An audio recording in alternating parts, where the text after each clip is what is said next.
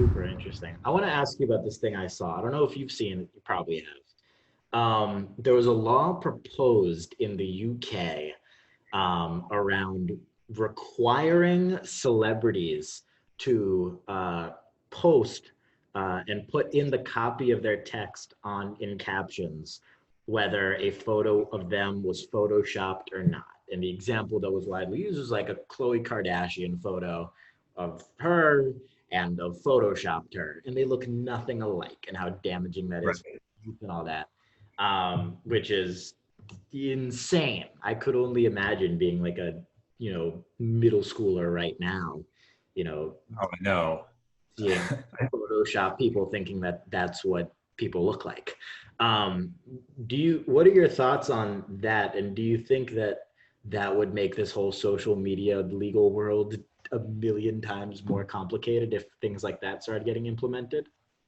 Yeah, I think first of all, I totally agree. Like, I cannot imagine being in middle school right now with the way social media is. I'm so glad that, TikTok was not around when I, when I was in middle school, because like any insecurity that every middle schooler has is going to be explosive nowadays. I just cannot imagine. But in response to that proposed law or whatever they were doing there, I have to admit that usually when I'm reading about stuff outside the U.S., I'll just skim it. I try to stay pretty on top of everything in the U.S., but just because I'm not licensed abroad anywhere, I admit I just sort of skim over stuff that's outside the U.S. My first thought about that, though, is it's hard to imagine writing that piece of legislation in a way that you could consistently apply it. And it seems like it would just be a nightmare for the courts to figure out because, where do you draw the line between photoshopping and just enhancing a photo?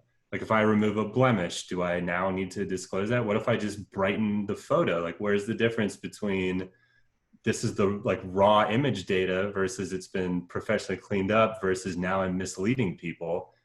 You could see how it would take a lot of, at least in the US, like a lot of court analysis trying to define at what threshold do you cross over into deception where you have to disclose something. And then it So becomes I think, active. yeah, I think that, I mean, it's a noble idea for sure to try to improve the authenticity of the experience to try to help people gauge what's real and what isn't. Obviously, a super important thing for people to know what's true and what's not. But it's something that writing a law about it's just too clumsy, I think. And it's hard to imagine a way to write that in a way that just achieves the goal they're sending out and doesn't have all these side effects of people suing each other and then a lot of litigation expense wasted over things that aren't that deceptive, which is what happens with even better written laws anyway. So noble idea, probably really, really difficult to implement.